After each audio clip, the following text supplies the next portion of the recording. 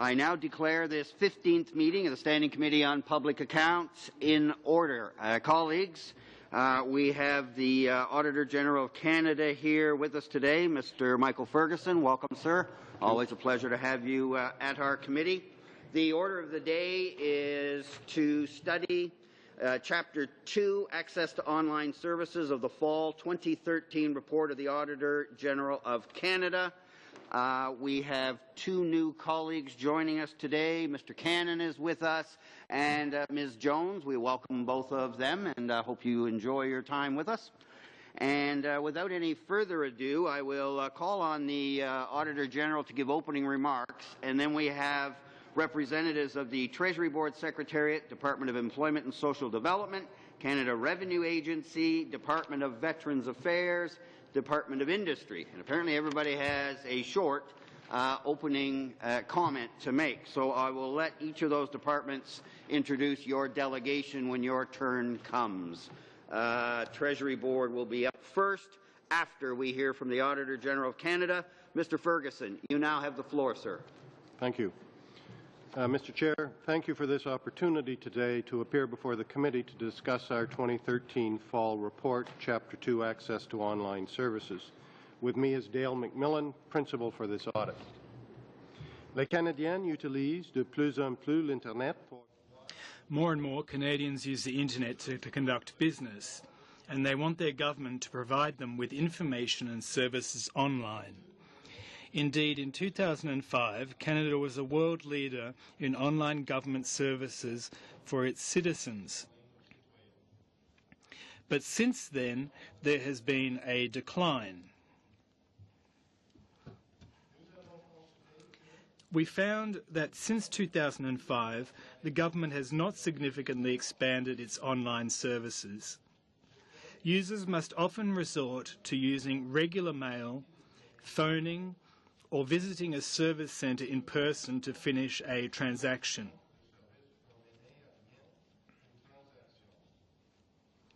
In 2012, a survey conducted by a third party showed that fewer than 56% of people who performed online transactions with the Canadian government were satisfied with the services they received.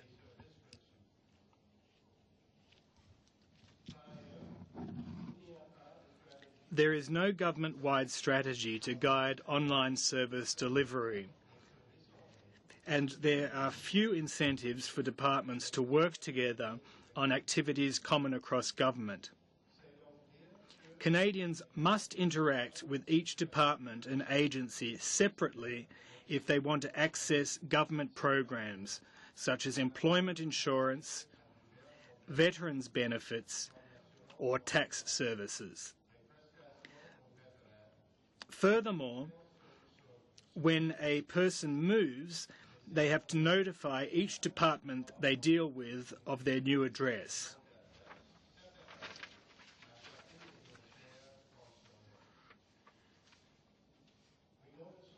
Where departments have done a good job of working together to share information and provide better services. For example, at the time of our audit, the Canada Revenue Agency and Human Resources and Skills Development Canada had worked with 8 provinces to simplify the newborn registration service. We also noted that websites follow government standards for accessibility and consistency to make it easier for Canadians to use. But in order for departments to work together and provide a client-focused online service, 2 things need to happen. First, there should be a government-wide strategy for online service delivery that departments follow as they develop their own cost-effective online service strategies.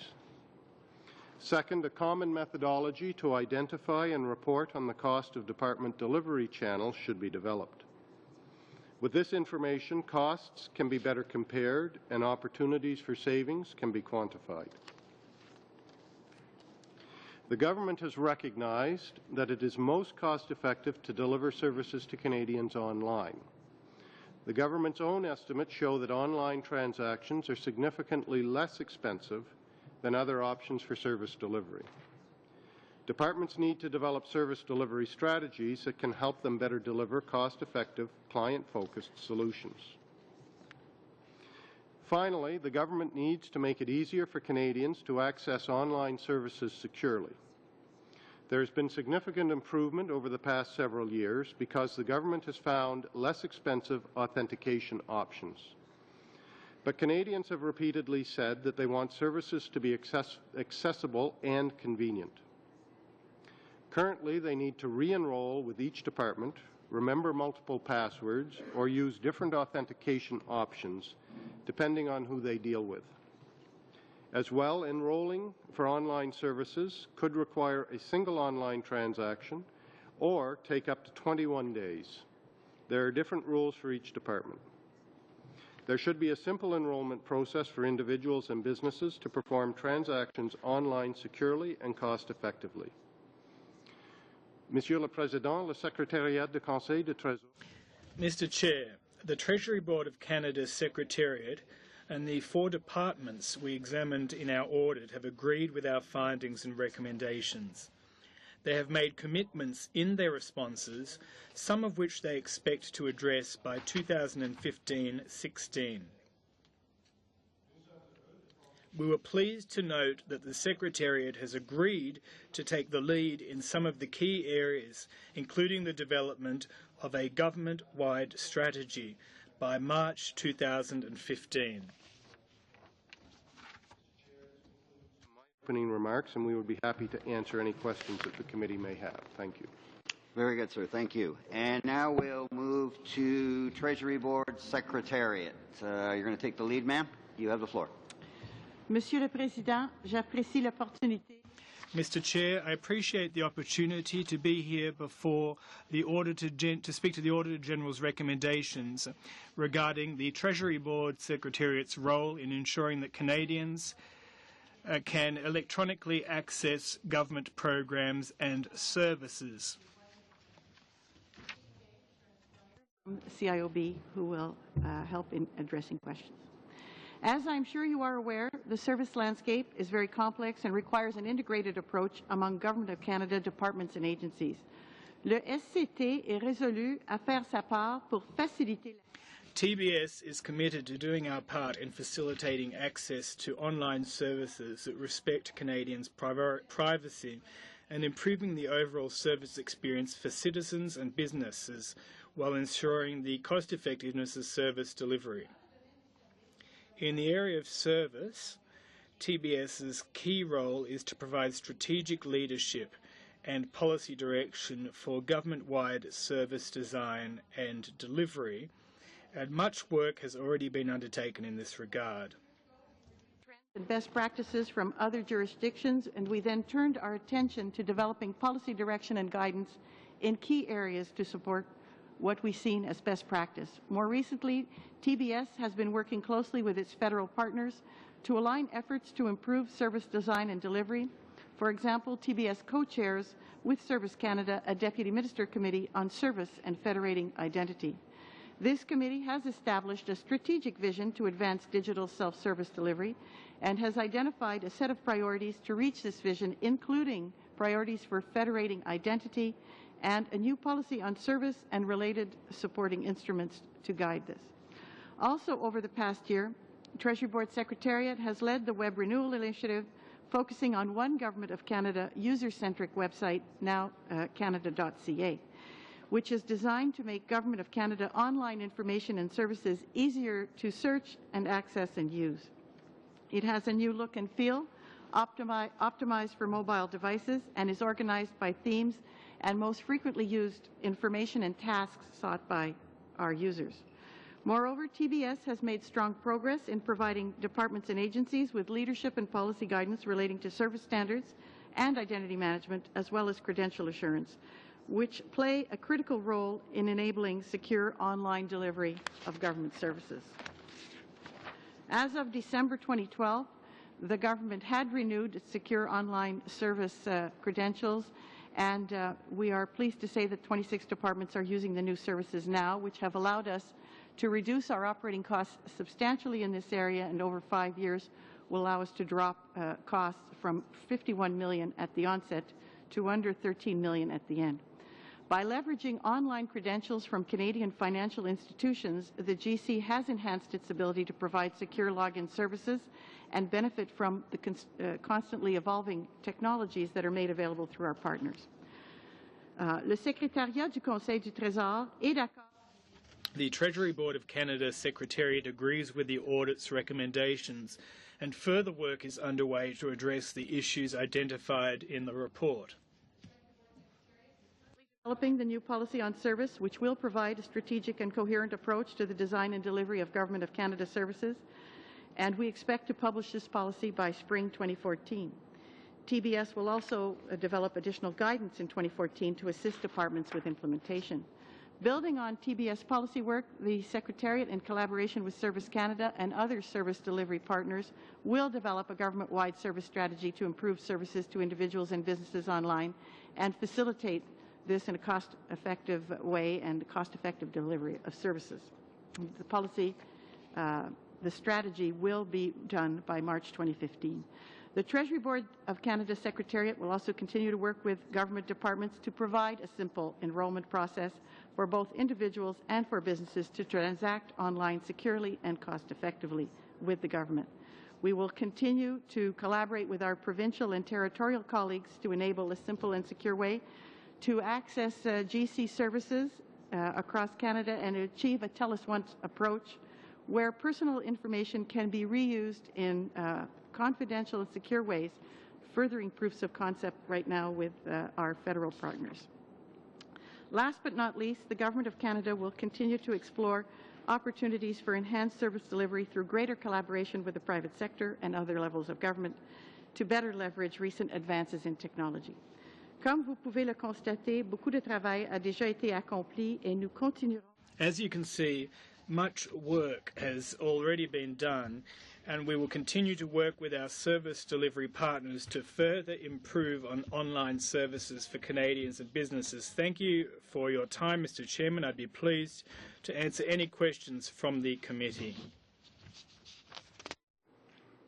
Very good. Merci.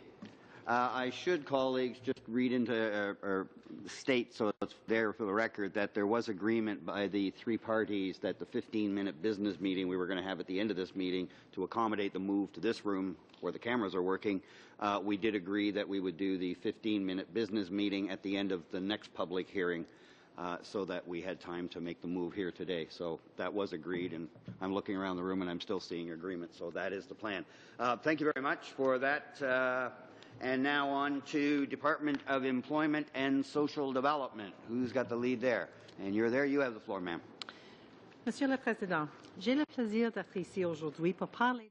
Mr. Chairman, I'm pleased to be here to speak to the Auditor General's recommendations regarding Employment and Skills Development Canada's role in ensuring that Canadians can electronically access government programs and services. I realise we have a short amount of time to respond to the recommendations which ESDC supports, so I will keep my comments brief. In 2005, Service Canada was created to improve delivery of services for Canadians, which has included giving Canadians greater choice in accessing services.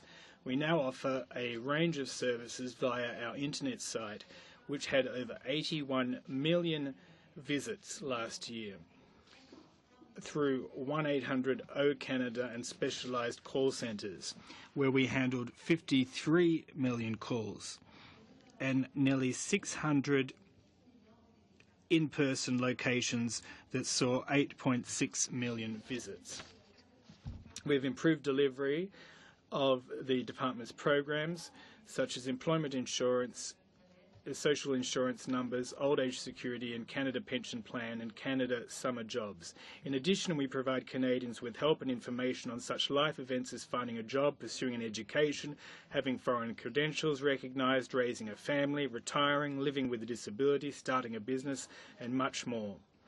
To provide information and deliver services on behalf of approximately 30 federal partners, as well as the provinces, including CRA, the Department of Finance, CIC, Fisheries and Oceans Canada, D&D, Environment Canada, DFAT-D, PWGSC, Transport Canada, Health Canada, and FAC. Service Canada also administers the Common Experience payment on behalf of the Office of the Indian Residential Schools Resolutions Canada. And recently, we have added the Passport Delivery Network and Veterans Affairs programming.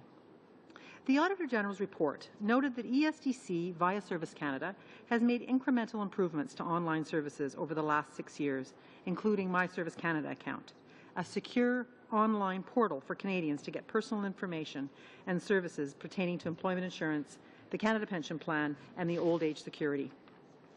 Parmi les améliorations ayant permis d'accroître les lignes en service. Among the improvements made to help expand online services, we added a convenient way to sign in to MSCA with your banking credentials and implemented a cyber authentication renewal project that supports reliable and secure online access to ESDC programs. We've added the ability to view and print T4 forms, thus reducing mailing costs. We've added e-forms to our secure e-account to allow out-of-country and training forms to be completed online for EI, with more features to come in the year ahead.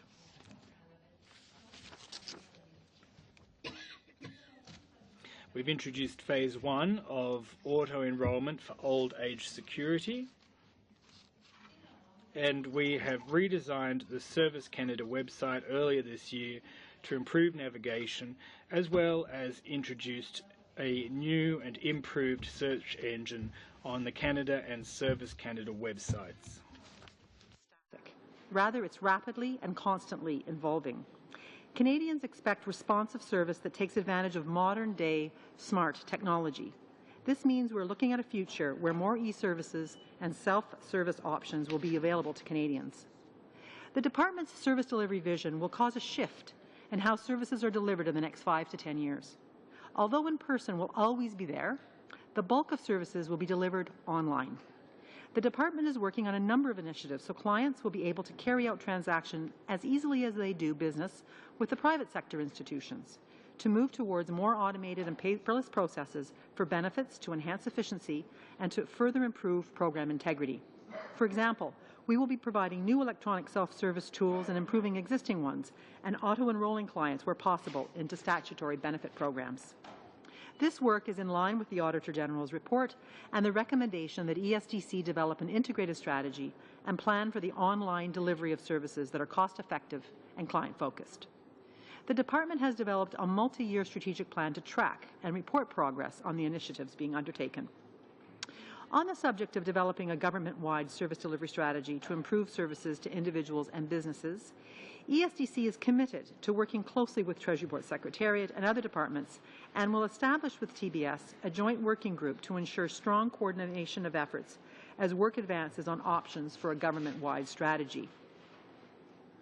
With respect to the recommendation that ESDC and the other departments that were part of the audit develop and use a standard methodology for identifying and report on costs of delivery channels, the Department feels it can contribute significantly in this area. It has been doing work to enhance the ability to cost service delivery across multiple channels and contributed directly to the work done in 2012 that compiled service delivery costs from 11 departments. Since then, ESDC has further advanced its approach to costing service delivery and is prepared to work with other departments and TBS to develop a standard costing methodology. Monsieur le Président, EDSC, par l'intermédiaire de Service Canada, continuera. Mr. Chairman, ESDC, through Service Canada, continues to work with its partners, other departments and agencies, to address the Auditor General's recommendations and improve the quality of online services available to Canadians, to ensure they are secure, available and relevant to users. The Department has developed an action plan to address the recommendations as it pursues its vision of delivering services that are modern and efficient while ensuring the best value for taxpayers. Thank you very much. Merci beaucoup. Madame Giliberti, I noticed Thank you very much. Discrepancy between minor issue discrepancy between us on our agenda calling it Department of Employment and Social Development, and yet your Your document says employment and skills development. I assume you probably know where you work better than we do. So it's probably skills development, correct? Yes. All right, we will make that adjustment going forward and apologize to your department for wrongly naming it. Thank you for your presentation. Now moving along to Canada Revenue Agency. Mr. Bennett? Thank you. You have the floor, sir. Bonjour, Monsieur le Président. Good morning, Mr. Chair, Vice Chairs and members of the committee. Thank you for inviting me to discuss the findings of the Fall 2013 report of the Auditor General of Canada, specifically as they relate to the delivery of online services by the Canada Revenue Agency.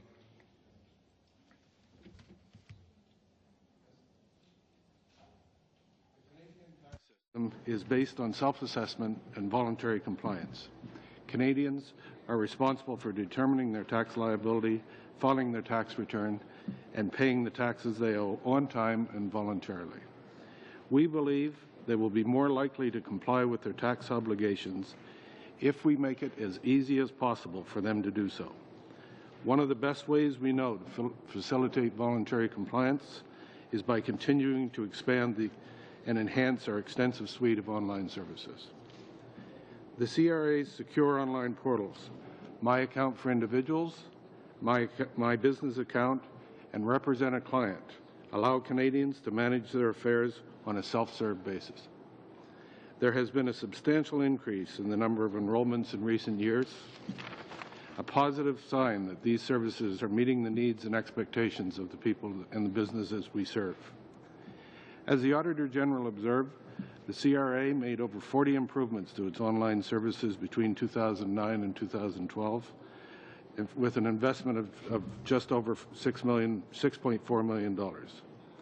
One of our latest initiatives is Submit Documents, a secure method for taxpayers and their representatives to send supporting documents and receipts to the CRA. As part of our service strategy, we have made a concerted effort to promote online filing of tax returns. During the 2013 tax filing season, a record 76% of individual tax returns, 64% of the GST-HST returns, and almost 69.9%, almost 70% of corporate tax returns were filed electronically. Each of these figures represents a significant increase in volume over the prior years. The Auditor General recommended that Employment and Skills Development Canada, I see I have the same... Very good, very quick, indeed. Very nimble. The Canada Revenue Agency, Veterans Affairs Canada, and Industry Canada develop and use a standard methodology to report on the cost of their delivery channels, taking into consideration the Treasury Board of Canada Secretariat's guidance on costing and sharing best practices. The Canada Revenue Agency agrees with this recommendation, and we will work with our colleague departments to develop a standard methodology for costing service delivery channels by the end of 2014-15 and apply it to all program lines by the end of fiscal 2015-16. An action plan with established timelines is already underway. We expect to have a first draft of the new standard methodology for costing service by December of 2014. The methodology and an agency implementation plan will be fully developed by March of 2015, and the new standards apply to the program since March 2016. The Canada Revenue Agency is committed to delivering services to Canadians in a way that is modern, efficient, sustainable, and that responds to the evolving needs and expectations. Although online service is the preferred option, we will continue to support those Canadians who choose to file their tax and benefit returns on paper and who prefer to make their payments by check.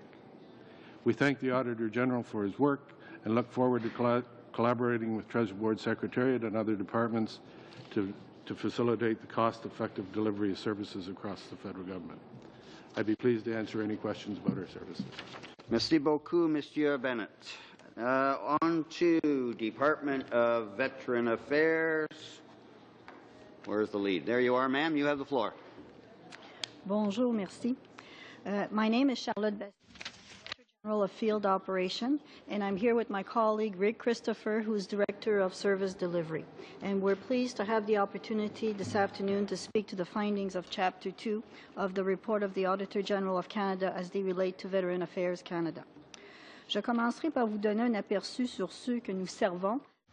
I'd like to begin by sharing some information about who we serve at Veterans Affairs Canada and how we go about it, so that you can see our online service offerings in the broader context. As you know from the report, we spend about $3.2 billion annually in financial assistance services and disability and healthcare benefits, providing services to veterans and their families.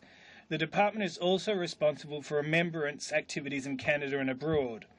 Our department serves four main groups. From largest to smallest, they are Canadian Armed Forces veterans, representing 38% of the total, survivors accounting for 35%, war service veterans at 22%, and RCMP representing 5%.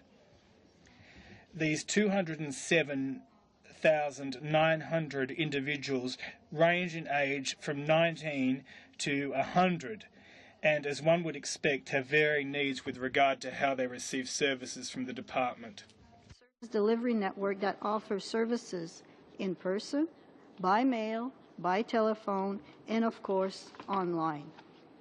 My branch employs just under 1,700 people and more than 50 locations across the country.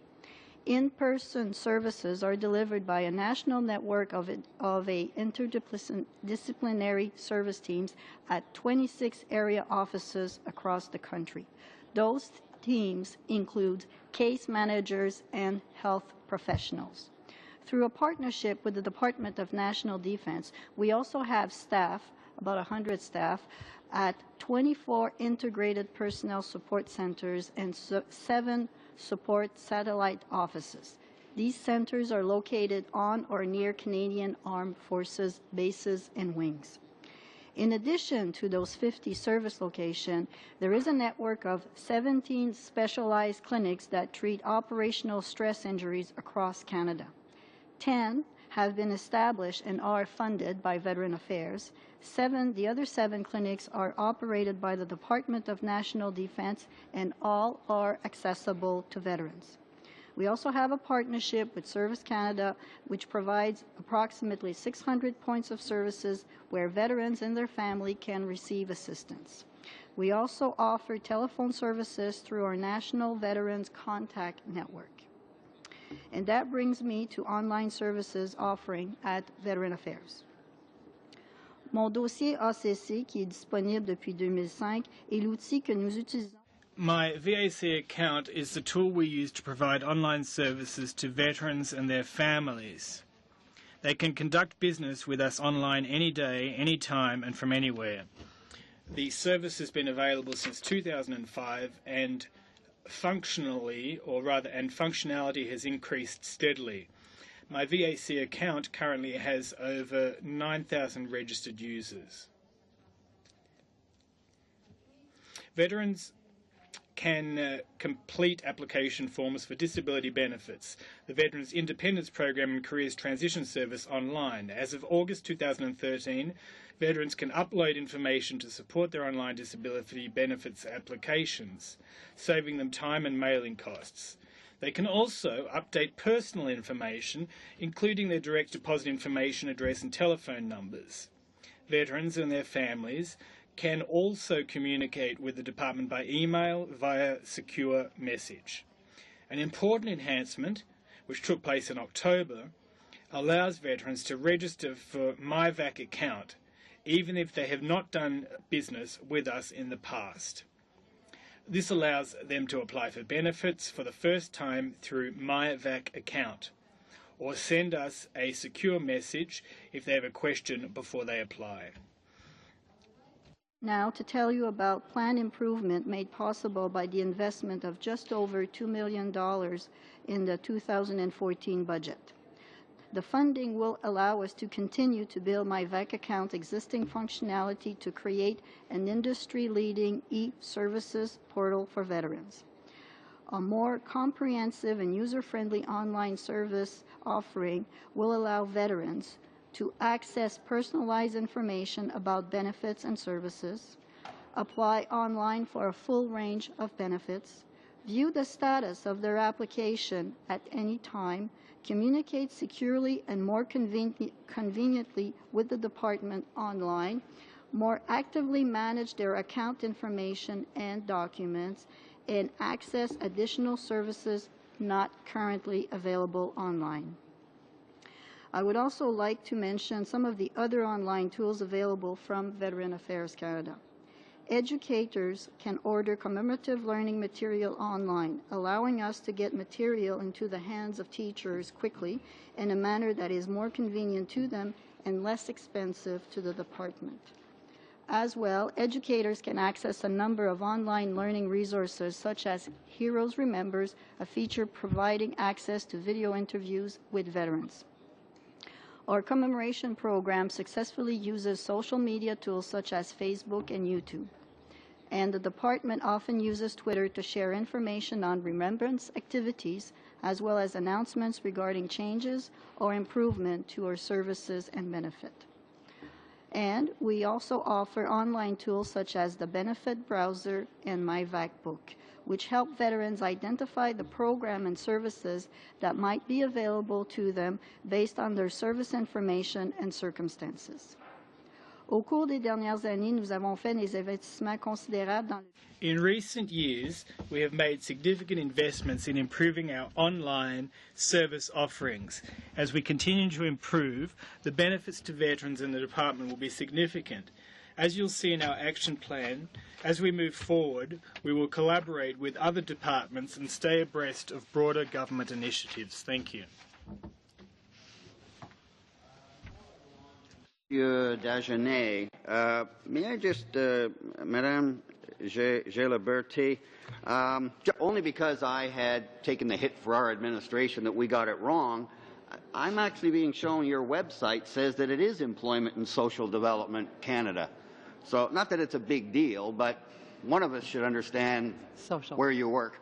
And I took the hit for my staff, believing we'd made a mistake, but I give you a chance to suggest that maybe we didn't get it wrong, that it is actually social development, not skills. Is that correct? I believe it's social. I always refer to it as ESDC and then Right. Service Yes. Canada.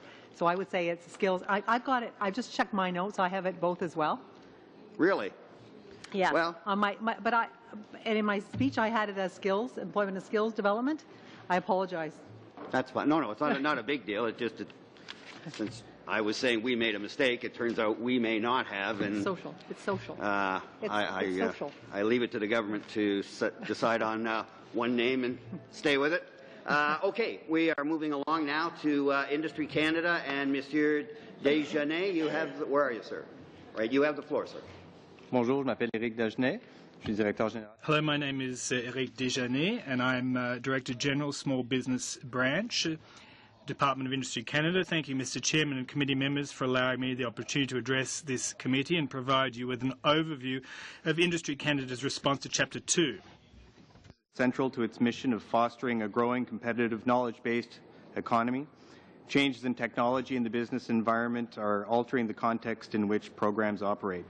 We agree that government must take advantage of opportunities to adopt processes and delivery methods that will allow them to serve businesses more efficiently and effectively. Government interacts with businesses in every sector of the economy, in every region of the country, and every business phase from startup to closure. At the federal level alone, there are over 290 programs and services to businesses delivered by more than 30 organizations. Industry Canada acknowledges that there is an opportunity to improve the quality of service provided to businesses by reducing the complexity involved in accessing government information, programs and services through an integrated service strategy. Au cours des 3 dernières années, nous avons amélioré notre guichet de services en ligne. Over the past 3 years, we have improved our one-stop shop, as the Auditor General stressed in her recommendations. The Auditor General focused on 2 specific Industry Canada programs which provide small and medium enterprises, namely the Canada Business Network and Corporations Canada services. I would like to speak to you briefly about these since they are very good examples of how our online services for businesses have evolved over the past several years. The Canada Business Network is a decentralised horizontal program delivered by Industry Canada for online services at canadabusiness.ca and the regional development agencies for telephone and in-person services. The program is delivered in collaboration with the provinces, territories and other service delivery organisations. The program is intended to help entrepreneurs and small business owners to save time and make informed business decisions by improving access to government information and services. For its collaborative and innovative online service delivery solutions.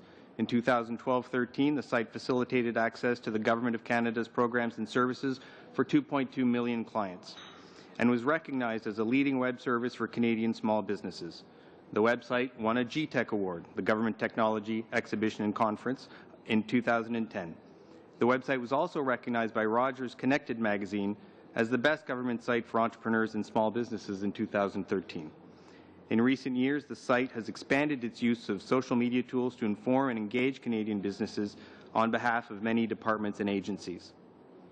In an effort to leverage services within the Industry Canada portfolio, Canada Business Ontario has taken on the role of the Tier 1 National Call Centre to support the new National Research Council Concierge Service. This customized service, together with the dedicated online service, offers personalized assistance in navigating the network of business innovation assistance and programs available, allowing businesses to select the right options to address their individual needs. The audit also looked at the online presence of Corporations Canada, the organization within Industry Canada that is the federal corporate law regulator. Corporations Canada administers the federal statutes that enable a business to incorporate, one of the key steps that may be pursued when starting a business. Industrie Canada était heureux que le vérificateur général ait remarqué que Industry Canada was pleased that the Auditor General noted that Corporations Canada provides more direct services to businesses and has offered federal incorporation services online since 1999. This speaks to the improvements that we have made in offering better services online to businesses. Today, 98% of all business incorporations federally are filed online.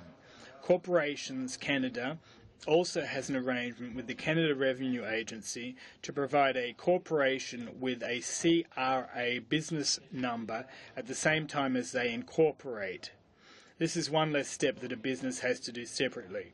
Other online service features enable us to offer reduced fees and better turnaround time for transactions. They allow corporations to maintain up-to-date records, including the ability to file an annual return, a service that 94% of federal corporations take advantage of. An online filing is only $20 and the service standard is 24 hours or less, whereas returning a paper filing is $40 with a service standard of 5 days. Most businesses in Canada are small businesses, which are reflected in the profile of Corporation Canada's clients. Service enhancements to online services are determined based on feedback from clients about what is important to them and cost-benefit analysis based on the volumes received for particular types of transactions. An effort is currently underway to ensure that documents on the web are written in plain language and that processes are clearly explained so that the clients can do many transactions without professional assistance if they want to. Feedback on this has been made very positive to date. Agrees with the recommendations.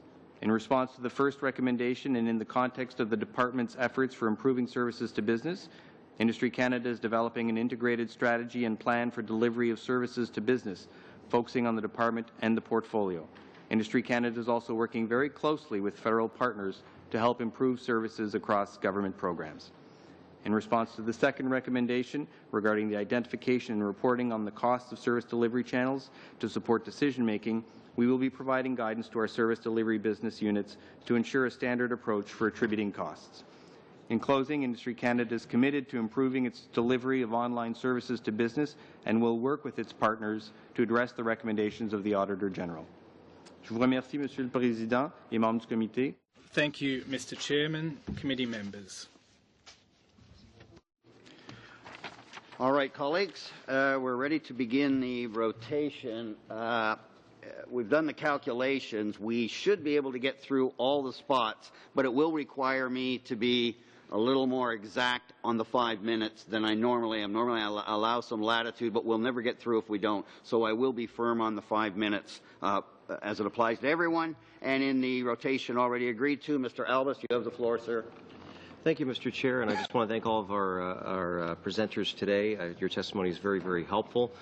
First of all, I'd like to direct my questions to Mr. Ferguson, the Auditor General. Sir, I do appreciate your opening comments. Could you just give us the rationale? Usually your office conducts these performance audits in an idea to point out where the government can do better. Can you just give us a little of your rationale specific to this? This seems to be more of a global issue rather than a specific problem. If you could just speak to that.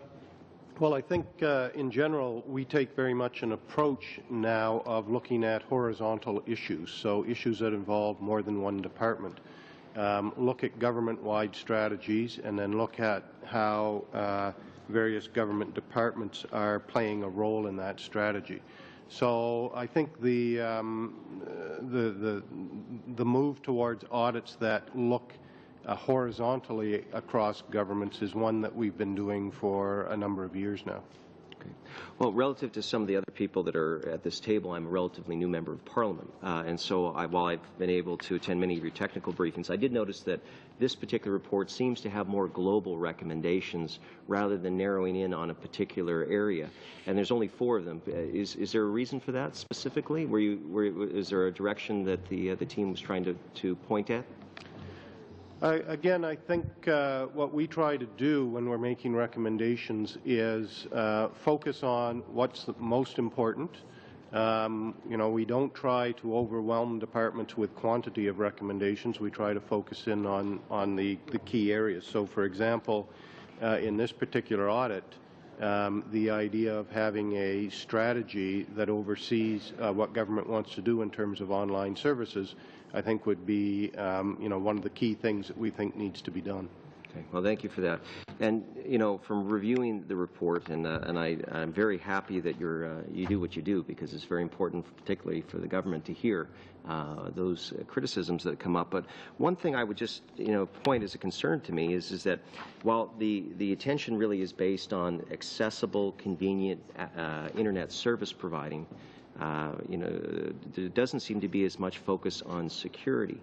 And one thing I think that the report doesn't do is it gives some context of what government has done before, moving towards an online presence and delivering those things to Canadians. But one of the things I've noticed is that there isn't as much context. For example, Sony had a huge hack of their systems, revealing millions of users' personal information. Target in the United States, possibly many millions of people had their credit card information compromised.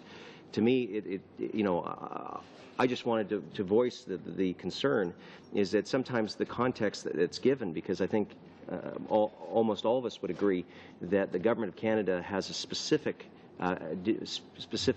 duty to make sure that these things are handled properly. Anyway, Mr. Ferguson, not so much directed to you, but again, more pointing out that I think that the third point of security, I think, is a challenge, and I think that I'd like to direct my questions to Ms. Charette. So, Ms. Charette, since you're really responsible for the overarching strategy for Treasury Board Secretariat, could you point out some of the concerns that might have as far as security goes? Again, I would hope that we would all agree that security should be top of mind for Canadians' personal information. And so what kind of challenges would the secure access to services lead for yourself and for maybe some of the other departments? Thank you, sir. Yes, security is certainly top of mind in any online service delivery. And in fact, balancing convenience with security and the protection of personal confidential information is always the key challenge that we work with. And in fact, we've kept focused on this for some time. So, for instance, our new cyber authentication service, which provides Canadians single sign-on ability to access government services online, is very secure, and it essentially provides the ability of a secure and encrypted connection to deal with online services. So we secure our services that way. Departments, and with the help of Shared Services Canada, clearly secures our IT infrastructure and the applications. And of course, it's up to Canadians themselves to ensure that they don't share their passwords and so on. So online security is a multifaceted dimension, and I can say that we're constantly focused on it. 20 seconds. 20 seconds. I just also wanted to pass on to the Auditor General. I actually found this particular report, as far as the charts that are used, were very good, because it gives you a quick snapshot of the different processes that an individual may have, as well as the amount of time it might take, for example, to get some of the basic things done with Industry Canada. So I'll hopefully get another turn, Perfect. Mr. Chair.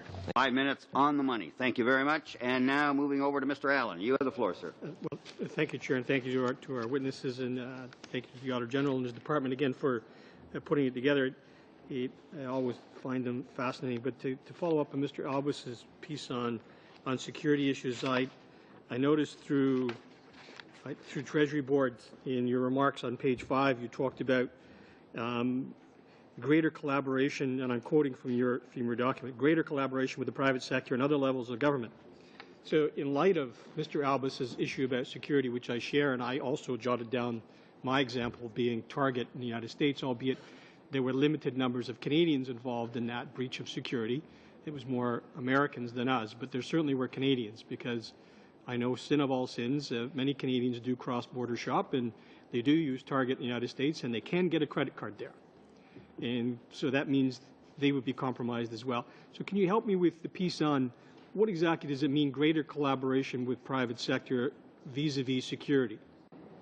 Absolutely. So one of our solutions for online authentication is to be able to leverage the financial institutions' security for online services. So, for instance, Canadians can now, using their bank debit card, go through the banking infrastructure for online access and access their government services that way.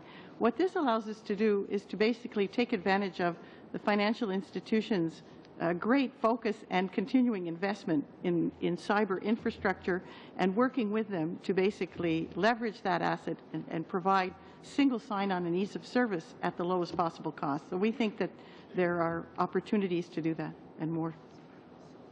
Fair enough. Thank you. And to Ms. Bastien, I actually have a couple of questions.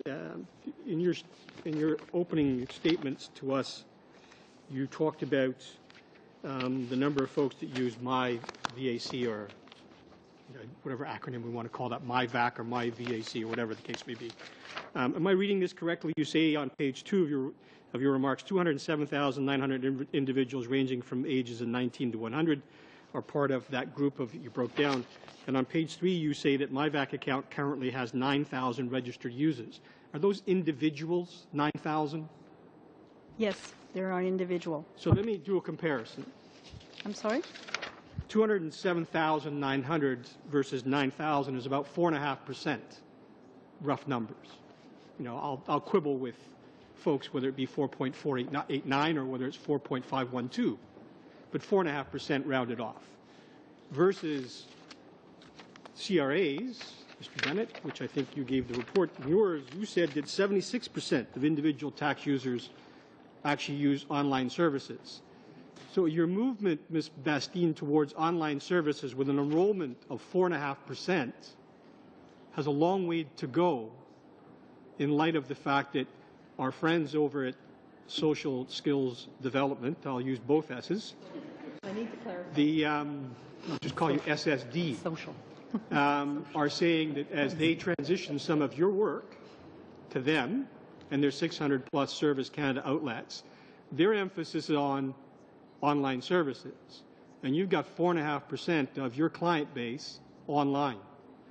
And I guess the real fundamental question is, how do you ask the folks over at Social Development Canada to say, oh, by the way, you're going to have to take a lot of in-person online visits or perhaps on-call visits to your call center, because you don't have very many registered online using your online services. Is that, I mean, the numbers to me don't lie. You've got 4.5% of your clients online. What's your plan? The plan is to provide better functionality, because right now they're limited regarding certain of the programs that veterans can apply. So by expanding the number of programs and the applications that can be done online, that will grow the number. And also with the partnership with Service Canada, right at the moment, they can assist veterans in person with only 2 programs, the VIP, the Veterans Independence Program, with the application, and also the disability programs. Regarding our in-person, there are things that right now, it's pretty difficult to do online. I'll give you an example. When we do a home visit for an assessment, either it's a nursing assessment or an assessment by a case manager for the rehab program. Well, currently that's not the kind of a business line that we can do online. That will continue to be in-person service. Sorry, time has expired. I don't like to do it that way, but it's the only way, folks. So, Mr. Woodworth, you have the floor, sir. Much, Mr. Chair, and thanks to the witnesses for their attendance here today. And I want to say especially to you, Mr. Ferguson, how much I appreciate the work that your department does. I think if Canadians could actually sit and read these reports and understand what a great effort at continuous improvement we make in the Government of Canada, with the great many suggestions that your department puts forward and the way the departments take them up, I think they would be very impressed. As you know, from time to time I worry a little bit about the cost, but at the same time I just think we have a superlative system with your help in improving our government processes on a continuous basis. So, and also I'm grateful that your reports are even-handed, and where there is credit due, credit is given. And in that respect, I'd like to begin by asking you, Mr. Ferguson, some questions regarding paragraph 2.23 of Chapter 2. Wrong one. Let me double-check that. 2.26. I understand that between 2009 and 2012, Canada Revenue Agency added over 40 online enhancements for an investment of just over $6.4 million, increasing online functionality and use for both individuals and businesses. And that seems to me to be an impressive figure, 40 online service enhancements. So the first thing I will ask you is, do you have anywhere a listing of those 40 enhancements that you could distribute to us? Yes. I think it would be best if the list actually came from CRA, and I think they would be willing to do that. Do you not have does your department, I assume since it was mentioned in your report, that you would have that, and I would be able to ask you for that. We would have that list. What I'd have to do is I'd have to take it under advisement, simply because it's an audit working paper. Oh, I see. Okay. You know, whereas Understood. CRA could provide the information. Right. So let me just make sure then, Mr. Bennett, I think, is here for CRA. Would you be able to provide us with a copy of those 40 enhancements to CRA's online services from 2009 to 2012? Certainly. Okay. But I'd like to just still continue and ask you, Mr. Ferguson, from the audit point of view, could you describe 3 or 4 of these CRA service enhancements that you're mentioning? And I'd like to just understand what, in a more concrete fashion, what kind of impact they had. Again, in general terms, they would be, you know, sort of across the range of activities that CRA does. You know, collecting information from people providing access to so people can ask questions and things like that. So it would really go across all aspects of their services. Okay. The reason that I'm focusing on that is because one of the things that I find causes most anxiety for my constituents and the connection that they have most with the government is income tax and Canada Revenue. And so I am grateful to hear that Canada Revenue is being so diligent and forward-looking in this, because it worries me a little bit sometimes when I understand the amount of interaction that we're having online. Maybe I'll just transfer that question to Mr. Bennett, because I'm told that 76% of Canadians file their tax returns online now. Is that correct? Yes. So could you maybe give us a flavor for some of these 40 enhancements that you've been working so diligently at in CRA? Certainly. I do have some examples. They cross the spectrum of individual, business, and those that are available for third-party tax preparers. Some of the examples, of course, we heard about the introduction of the new commercial credential. We have modified the My Account for individuals so that taxpayers can view their last 10 years' worth of tax returns online. They can get that information. I'm sorry, Mr. Bennett. I have to intervene. My apologies, sir. I need to move on. Monsieur Giguère, you have the floor, sir. Merci, Monsieur le Président, et je remercie. Thank you, Mr. Chair, and I'd like to thank the witnesses for their remarks. Point 2.18 of the report, it states that we have noted that 3 out of the 4 departments have not made progress since the government initiative that started in 2005. As far as online delivery of benefits and transactions, could you please tell us, Mr. Ferguson, which of the 4 departments haven't made any progress since 2005, and how has that affected services to Canadians and their capacity to provide future services, given that they haven't been able to achieve much over a 9-year period?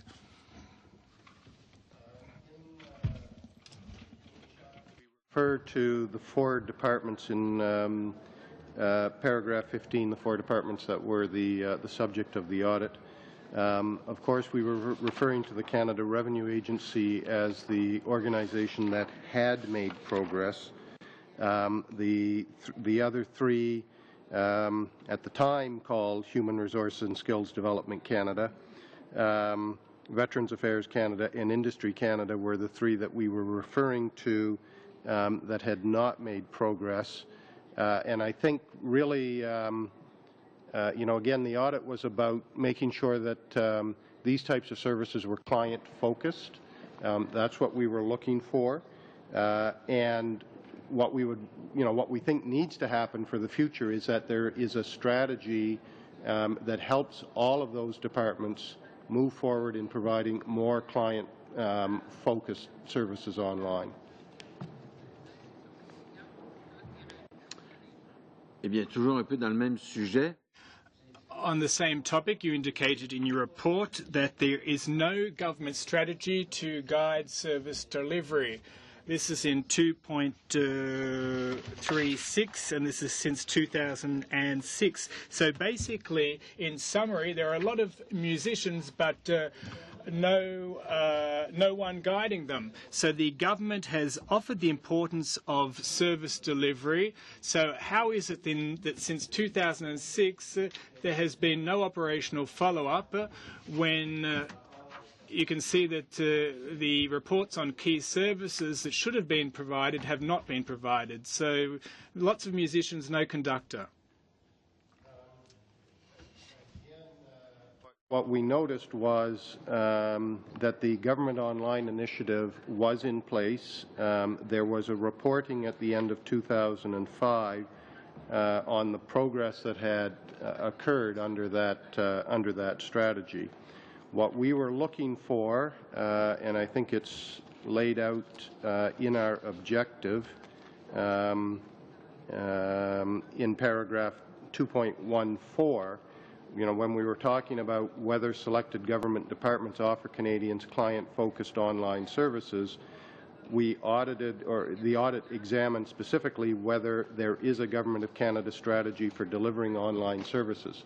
So when we did the audit, we knew that the Government Online Initiative had existed before. We wanted to find out whether there was an in-place strategy that picked up after that 2005 initiative, but we found that that strategy had not been put in place. Au point 2.49, vous avez 2.49, you indicated the government in 2012 interrupted what they called the Protected Strategy Gateway. So there was a significant investment in implementation. They noticed that in 2012 these services were too complicated, too difficult to modify and difficult to operate and use. They were replaced by something less costly, you indicated, but my gosh, perhaps we should all invest in computer and information companies because we'd all become very rich, Mr. Chair. Is there somebody in the House who is watching the purse strings, because that's a hell of a lot of money to implement a system, isn't it?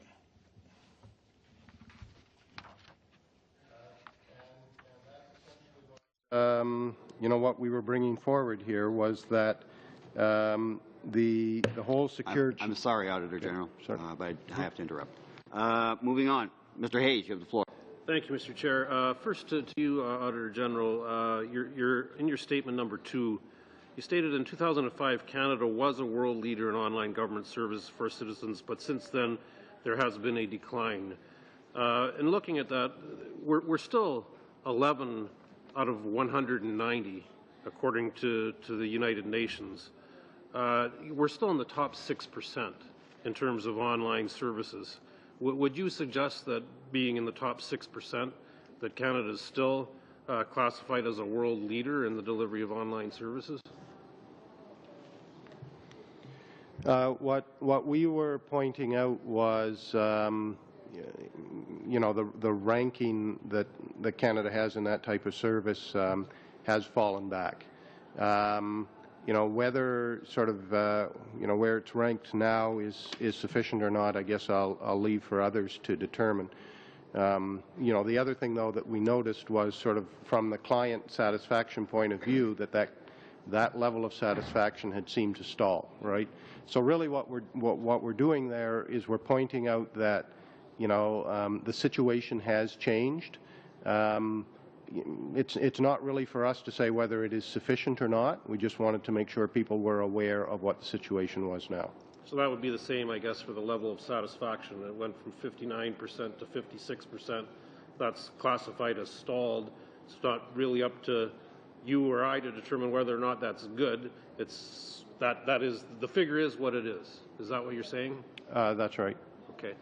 Specific to, maybe you won't be able to answer this, I'm not sure. Specific to records of employment, in your report it stated that online-wise, employers are able to provide records of employment, I believe, 70% of the time. Is that 70% figure a good figure?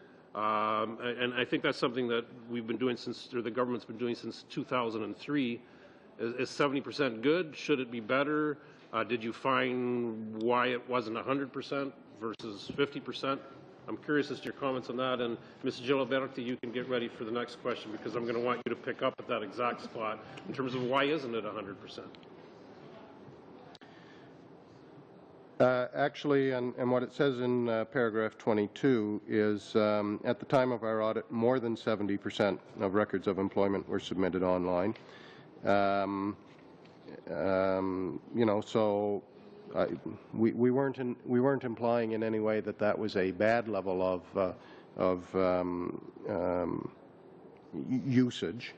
Then what we were talking about was in since 2006 that there had been incremental improvements requested by business groups to the existing services However, businesses still can't update its profile or change its address online. So what we were pointing out there was that there were other things that people were asking for in terms of improvements to the service, but they hadn't been able to deliver those yet.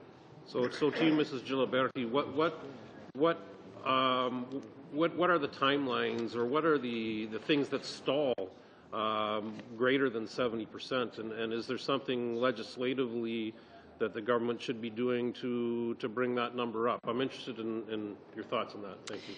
Well, as of this morning, 74% of all of our records of employment that we received were in fact done online. We have just launched an ROE web online, which is a registration system that allows employees to register online so that they do not need to come into Employment and Social Development Canada. The goal, of course, is to have 100%. There are barriers, though, to reaching this goal. One of the issues that we're having is software compatibility.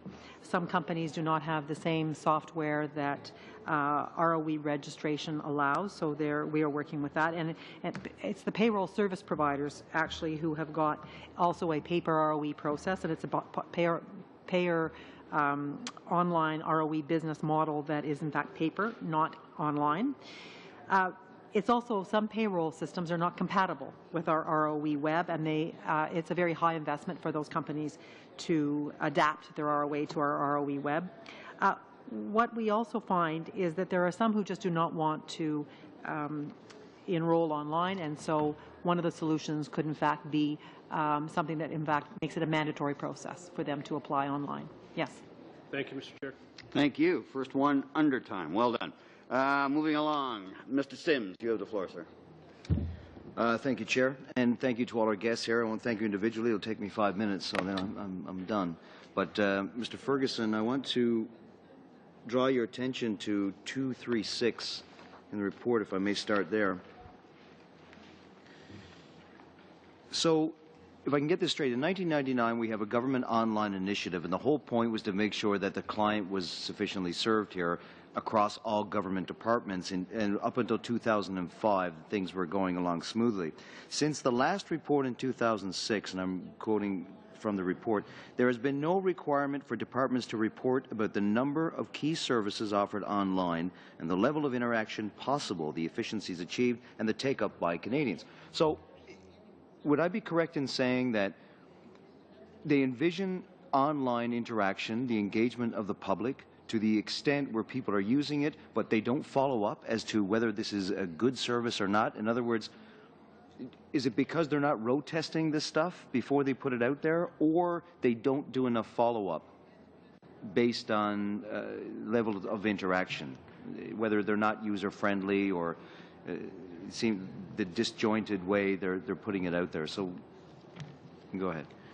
Well, you know, what we are pointing out is that after 2005, there wasn't a single strategy that existed. And furthermore, in paragraph 37, talking about that there hadn't been that overall assessment of client needs and satisfaction. So the government, since 2005, hasn't been operating with full information, which would be the type of information that would be used to guide that type of a strategy. So that's the issue. Sorry, if I may. Sorry. Mm-hmm. So the type of information you're talking about then is what, you know, getting people in a room to do some kind of a study to say what is it about this you don't like, or the feedback, because I'm not talking about just the unsolicited feedback that you get from people who are entirely ticked off at their whole experience, so then they write and say I'm not very happy. But do they go to the general public and say do questionnaires, something like that? Is that what's missing here? Again, what we are referring to is that there was no government-wide, no overall assessment of the client needs and satisfactions. So individual departments and organizations may have been doing and were doing their own satisfaction type survey, but there was no overall assessment of that type of information. Okay, I see what you're saying. And you give an example in 2.30, which I think actually is a good illustration of what we're saying, which is to say Sharing the activities across government, departments require current address information, and when you use that, you give the example that if you're enrolled with EI or then graduate to the program of CPP, and Madame, you can weigh in if you wish, here you had to do two different things to inform people of what your address is, but they're under one department, under the same one. We encounter this at my constituency office quite a bit. So it seems like there's silos operating in each individual area, and you're saying the tie that binds them with information is just absent. I think it's really a different issue than the first one we were talking about. I mean, but in this particular issue, yes, we are pointing out the fact that in some cases, even programs within the same department, people were having to enroll or make change of address within each separate program, right, rather than just within that department. And so, yes, some of these programs, could be described as siloed.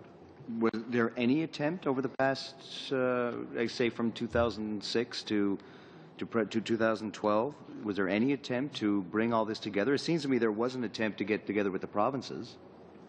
And I don't want to give the impression that all of these things are necessarily easy.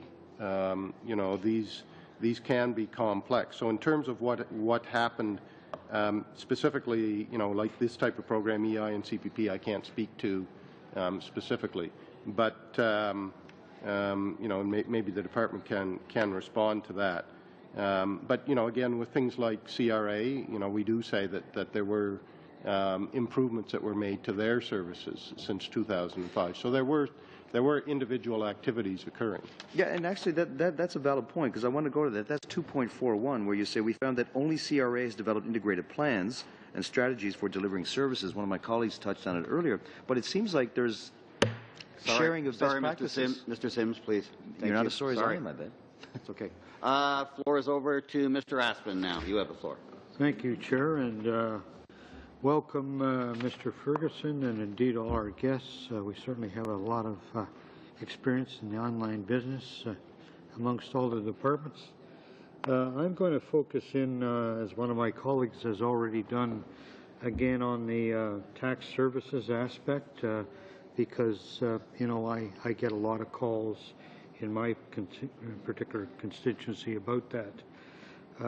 So I guess my particular question would be directed to Mr. Bennett. And, from your brief, Mr. Bennett, obviously there's been a substantial increase in the number of enrollments, which is good, and you point out in your brief as well, there's a concerted effort to promote online filing with success. 76% of individual tax returns, 64% of GST, HST, and about 70% of corporate income tax. So that's good participation, roughly 3 out of every 4. And you've also pointed out, as my colleague Mr. Woodworth has pointed out before, there have been over CRA has made over 40 improvements to online services between 2009 and 2012. So maybe I could give you a chance to complete your outline to us of some of those enhancements that have been brought forth in those 3 years. Certainly. As I mentioned earlier, they do cross the various lines, the individual business and those representatives who prepare tax returns for others. Some of the specific enhancements include you can now access your T4s and your T4As online. You can find all those there. Your tax-free savings amount, you can look up that, how much you can contribute this year. I previously mentioned the viewing your return. You can look back 10 years. Submit documents is a new feature that we have introduced and are rolling out in all of the business lines. The simple description of that is when each year when we receive returns, some are selected for a follow-up, right? And we may ask for additional information or a receipt that wasn't included at the time of filing. we now have a facility for taxpayers and representatives to submit those digitally through a secure portal. So what was previously always done in paper, we are now enabling that in a digital fashion. New payment features have been added where you can pay directly via your Interact account. There's been installment payment calculators for those businesses that need to calculate how much their installment should be. There is a facility online. Message centers and inquiry services have been added in the My Business Account portal. Currently, although it's not in this report, we are also looking at facilities for the delivery of your documents in an electronic fashion. So those are examples of the nature of enhancements we have made. We classify them into two categories. There's what we view as view and do. And so in some instances, you can look at things that you've submitted or look at the outcome of your returns, assessments. And in other cases, you can actually manipulate your account, you can move money around, or you can request a reassessment if you happen to find more charitable receipts that you had forgotten at the time you filed a return. So that's just a sampling of that 40. Okay, thank you. 1 minute, and maybe if I could just get into a little bit of the veterans, Zach. A question for Ms. Bastian. What improvements have you made since 2005 when you launched the MyVac account?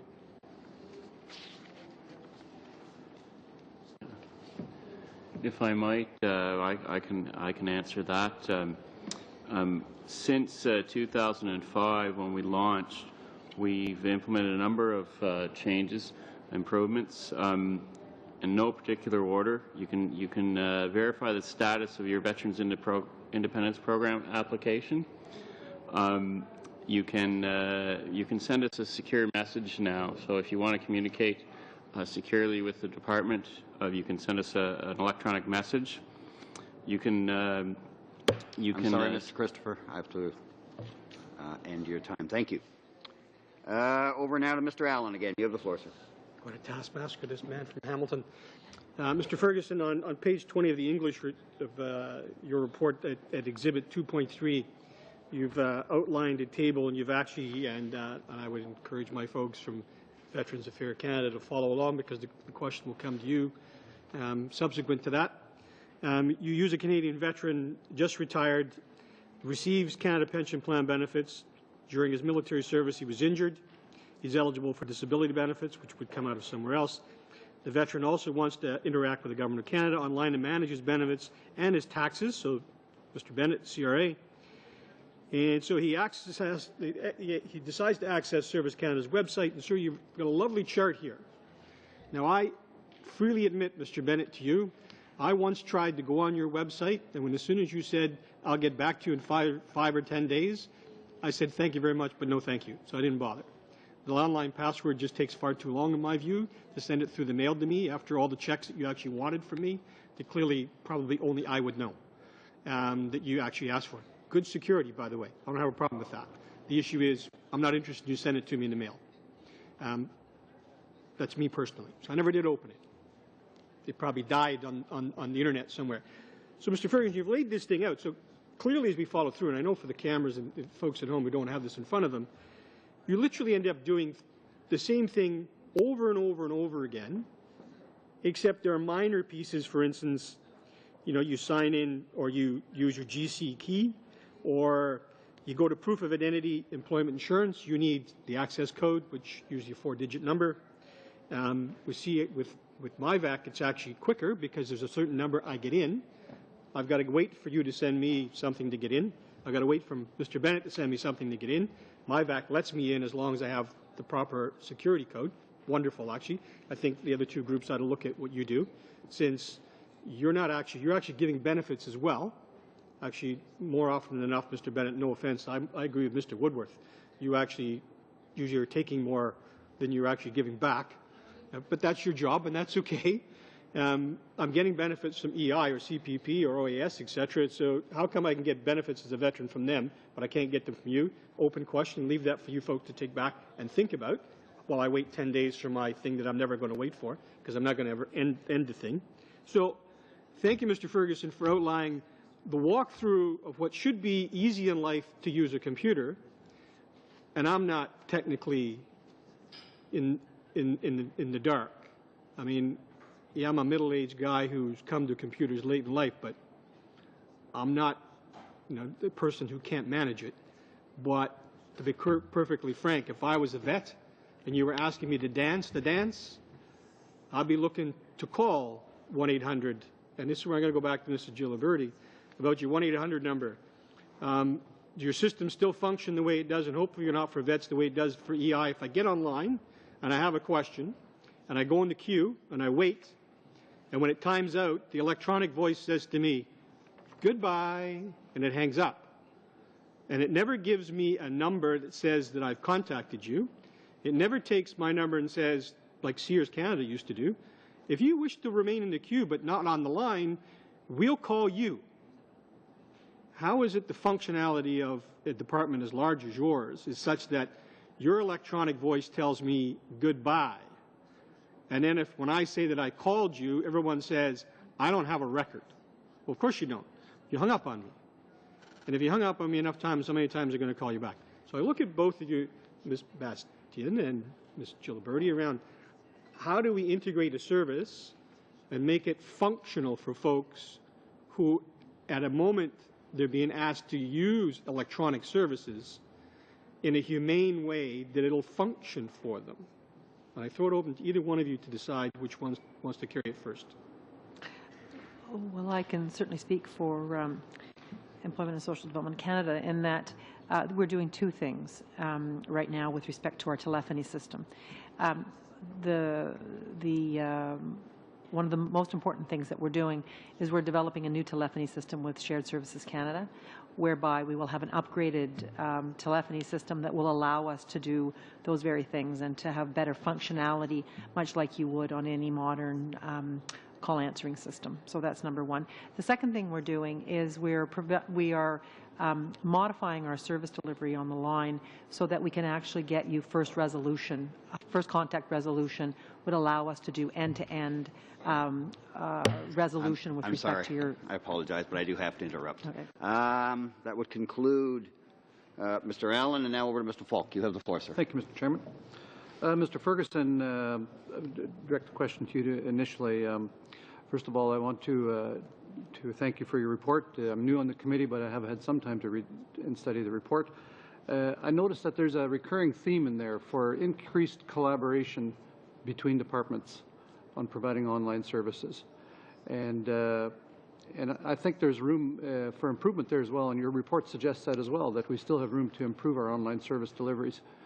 And I'm encouraged about that. I would also want to take note that I think there's an opportunity for the government to provide single source portal entry for individuals and for businesses to all Government of Canada departments through a single source number for an individual, be it their social insurance number, and the business number for corporations.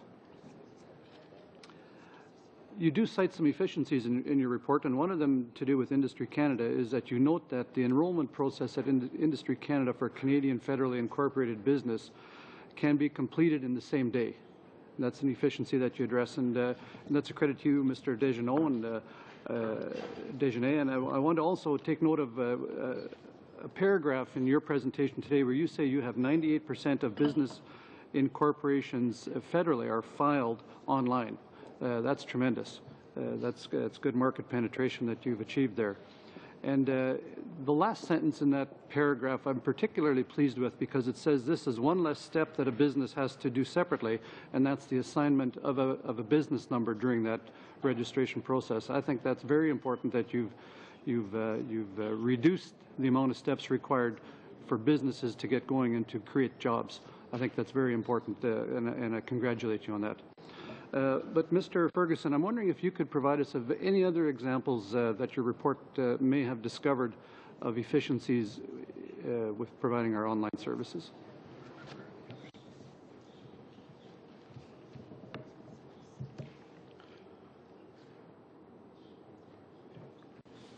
I think, you know, in general, it would take me a while to sort of go in and find out the specific examples. But again, I think in general, we did indicated that CRA in particular over the last number of years had made improvements, and we talked about, you know, we talked about those 40 improvements and that sort of thing. So I think there are some examples throughout the chapter of those improvements. But in the interest of time, I won't go and try and find them all.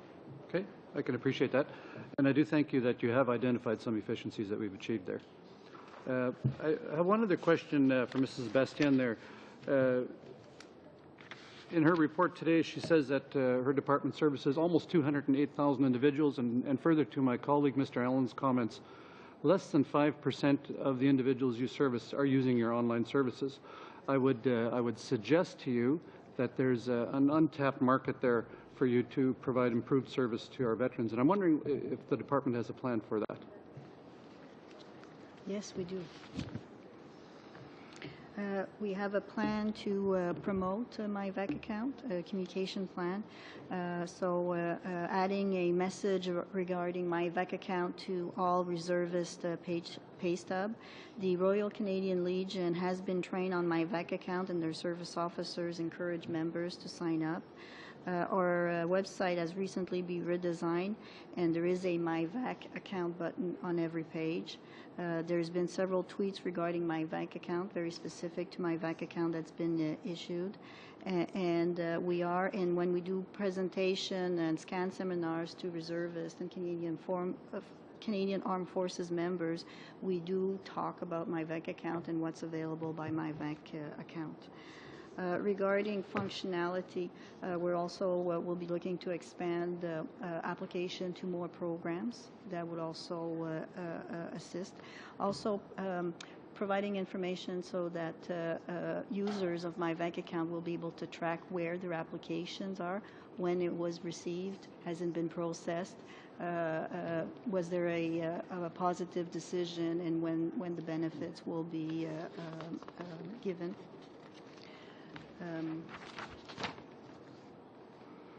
Also, the communication securely with the department, being able to communicate in a secure fashion electronically with their case manager if the individual is assigned and is being case managed.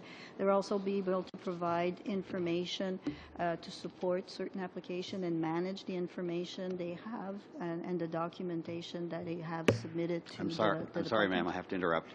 Thank you. Moving along now, Mr. Sims, you have the floor, sir. Yeah, thank you, Chair. Just 2.45. I'm going to go to departments right now. I'm going to start with Service Canada.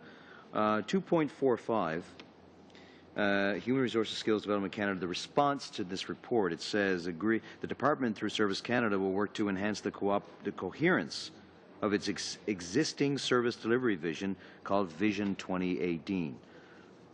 So let me ask specifically about Vision 2018. Is that one of the primary goals here, is to see that the cohesion of different departments, specifically Veterans Affairs, because even the in-house visits now are channeled through your direction into your existing building?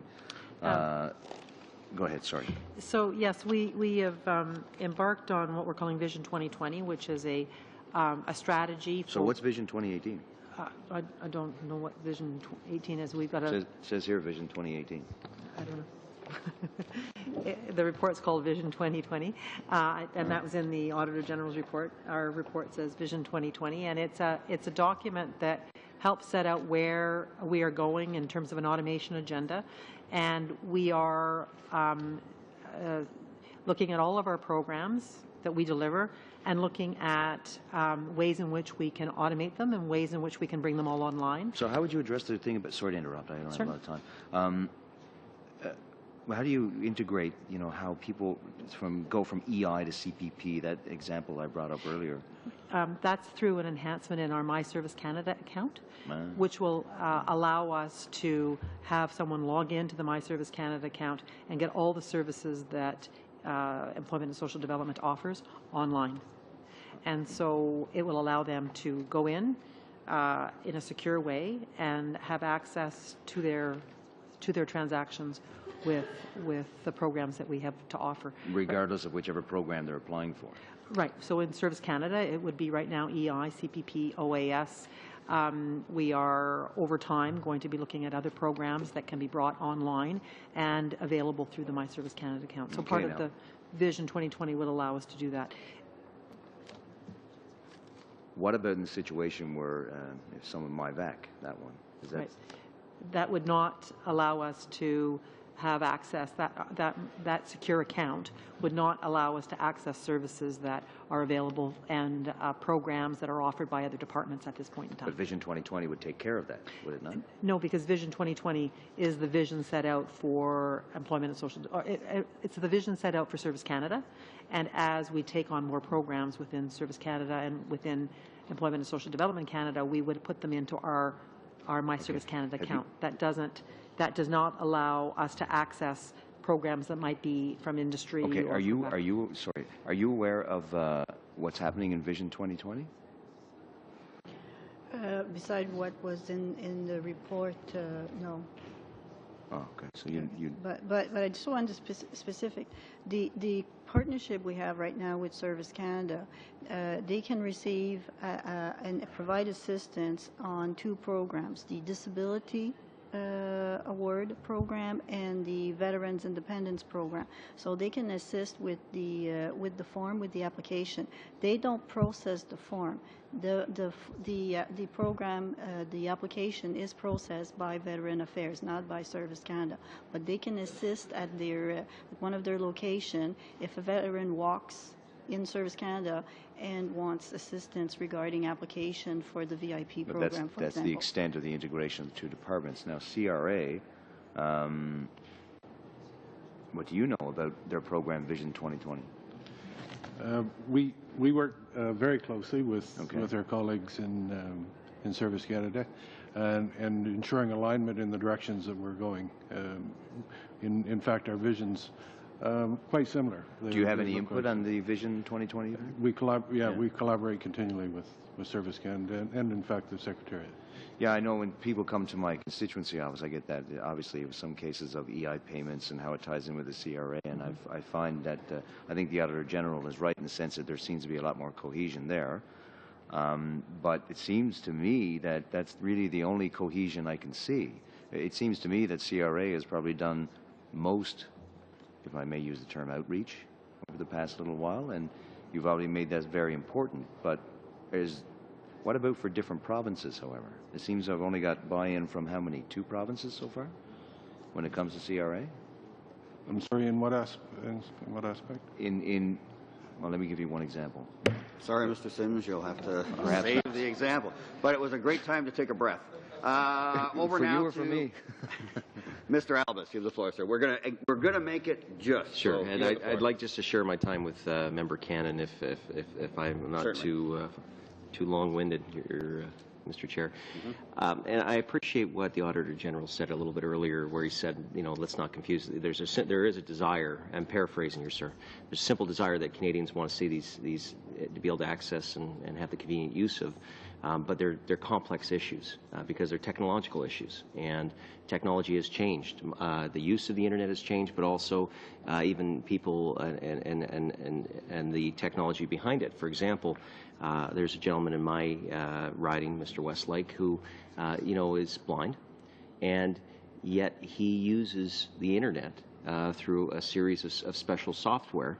And he's seen over the last 5 or so years some great changes in technology, and he can't afford some of the new browsers that are available. So a concern of him was, when the Government of Canada does its changes to some of the websites, which we've done successfully, will that accessibility be there, or will he have to get enhanced software? And so I was quite happy to find out through the President of the Treasury Board that that wasn't the case, and that in fact there would be that accessibility. So just again to yourself, Ms. Charette, and I'm coming back to you here. Obviously the government has a special duty to make sure that these things are secure. But also, I would say that there has to be accessibility. And so we can't just use boilerplate templates that other business entities might use, because we have to make sure it's not just 100% secure, but also that there is accessibility. Would you not agree? Absolutely, and in fact, the government has been working very hard on online accessibility for people with visual and other impairments over the last 3 years, and we have in fact met our target objectives in this area and are now exporting, so to speak. The work that we've done is now available in open source to other jurisdictions internationally and in provinces. So we're very proud of the accessibility work we do, and we keep all of our web work. Now again, going back to this complicates it. Does it complicate it to have those kinds of things where they not only where they're secure transactions, but they have to be accessible to people even with those kinds of unique needs? Well, it requires some forethought, design, and the use of the right techniques, and obviously individuals able to adopt those techniques carefully. So it does take a bit more time, but it's certainly well worth it, and we've automated it to a great extent to make it as easy to be compliant as possible. Yeah, well, I appreciate that because I know our provincial counterparts have talked for years about how e-health initiatives were going to make it all more efficient for us for healthcare.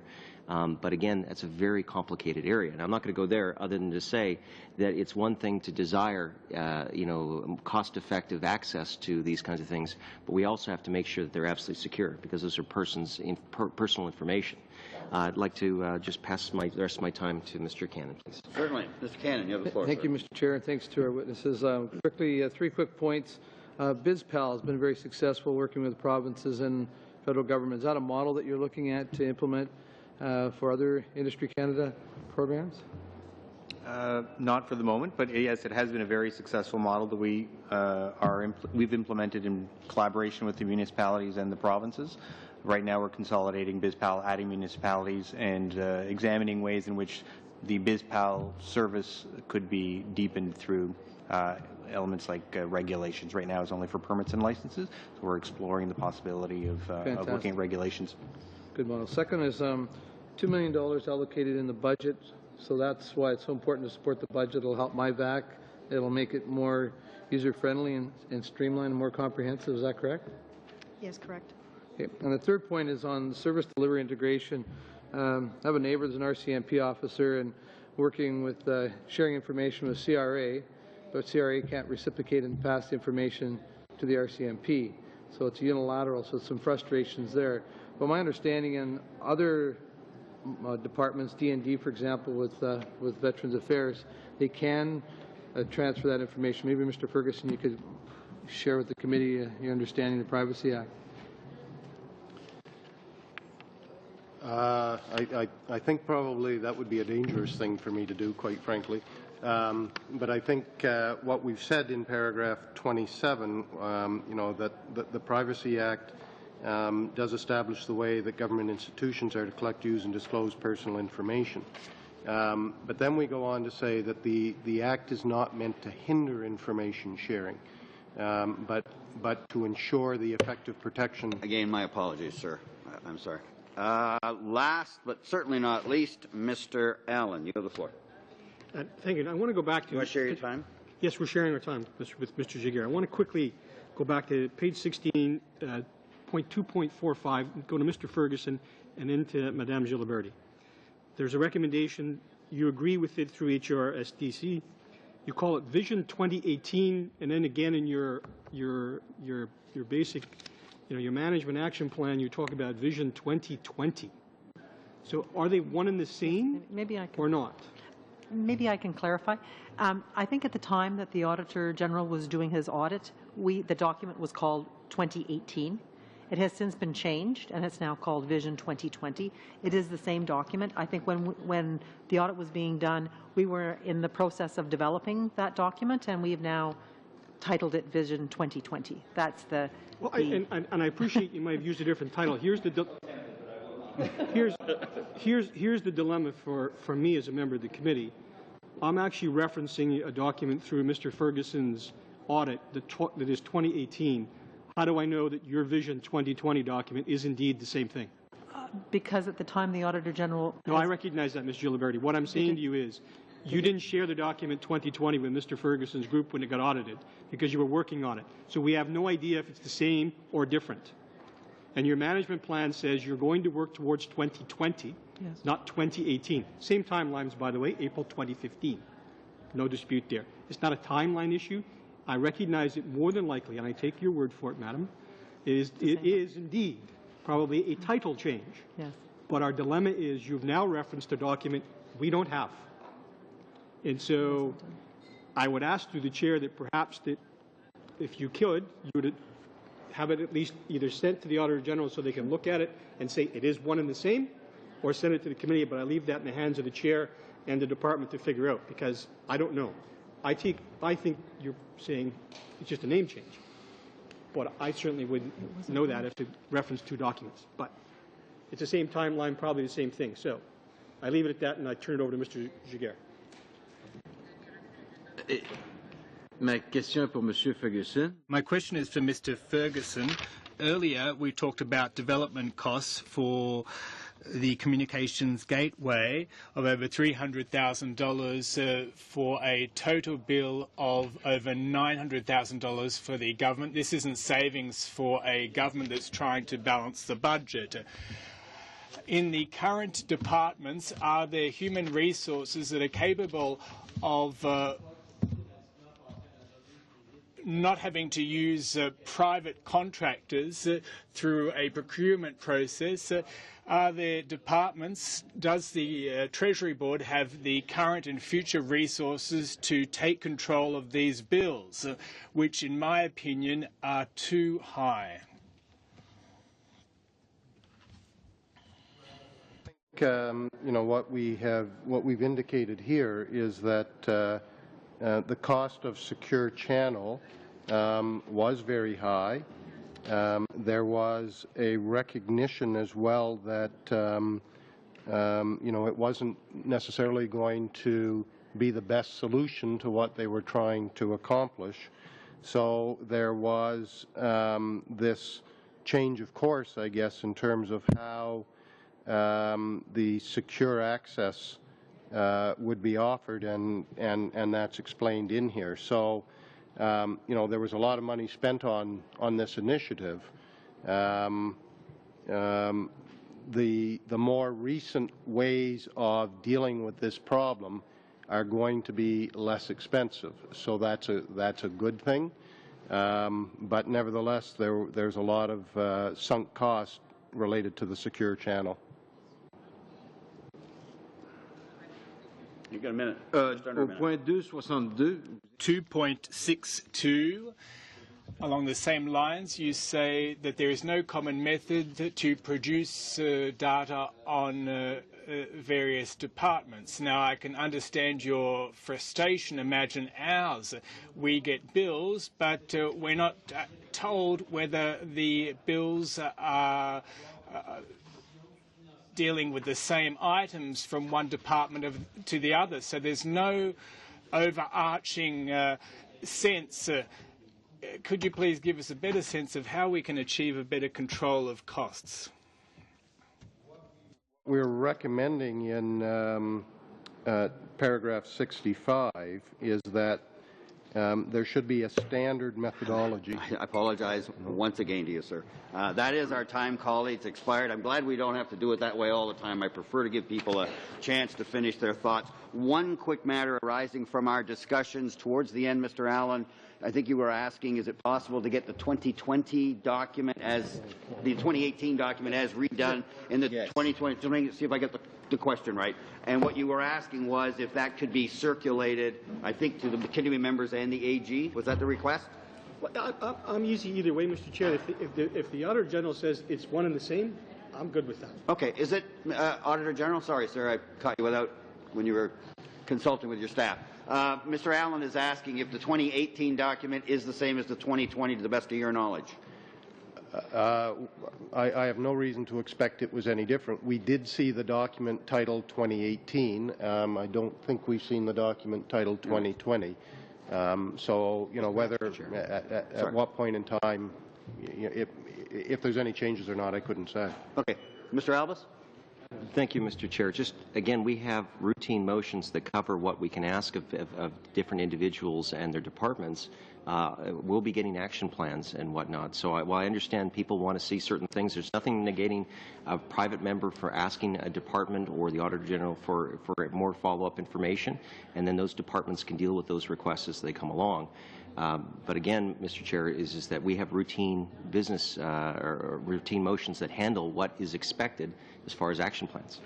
Fair enough, but it's not unusual at all for members to request information. And where we get into controversy is if it costs a lot of money to generate documents. In this case, though, it looked like a quick solution to me. There was a suggestion that the 2018 has been updated to 2020. There's a suggestion from the authors that it's the same document. Mr. Allen wanted to see it. I was just looking if we could get that circulated to committee members and Mr. Ferguson. That deals with the issue, and we're good.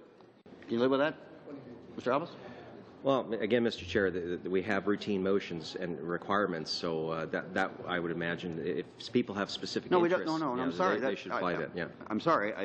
I don't know what you're referring to. No, it's not unusual in the course of meetings for a clarification, especially of a document that already exists. Yeah. No, so, my understanding is, Mr. Chair, for the very reason that you said, that there are some cases where people will ask for things that may cause a tremendous amount of work to be done, and I'm just again making sure that whatever we do ask is specific to our routine motions where we have requirements and what we ask for. I'm not looking for a fight, Mr. Chair. No, I understand. I'm not either. But I don't think we have those kind of requirements is my concern. I'm a little confused. But we can talk about that later at our business part. But again, it's a document that exists. The department is quite willing to share it. And it seems to me that it would be easy for us to acquiesce to just circulate a document that already exists and it answers a member's questions. Mr. Woodworth. On the point of order, Mr. Chair, I didn't hear Mr. Allen, when he was questioning the witness, ask for a copy. Oh, he did. This is something that seems to be... No, sir. No, sir. Notwithstanding your personal feelings about the chair, he did ask, and the answer will show. In fact, he left it to me to see if we could come to a resolution, which is exactly what I was attempting to do. This is easy stuff, folks. It's not controversial. A member of the committee has asked for a document that exists. The person who has the document said, we'll gladly give it to you. The Auditor General expects it's the same as the other document. Where's the problem? Just circulate the 2020 document, and I think we're good. Please. Thank you. All right. And, pardon, Mr. Cannon?